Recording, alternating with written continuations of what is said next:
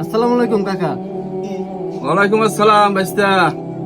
তোর তো অনেক দেখি না, থাকস করে বাইস্তা, কই থাকস? কি আর করবো কাকা, 2 বছর হয়ে গেছে, বাপটা মরে গেছে গা। সংসারে যত বাজার ঘাট আছে সব তো আমারই করতে হয়। বোনের আইলে যে বাজার ঘাট এও তো আমার করতে হয়। এখন একটু ব্যস্ত থাকি, কাজকর্ম করি, এর লিগে বিষয় টাকা হয় না। কি আর করবো, এর লিগে আপনার দোকানে আইতে পারি না। কি করবি বাজান, সবার বাপ তো থাকে না।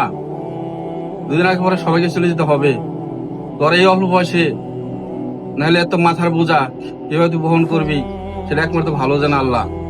হয়তো আল্লাহ তোর ভালোর জন্যই হয়তো এটা করেছে।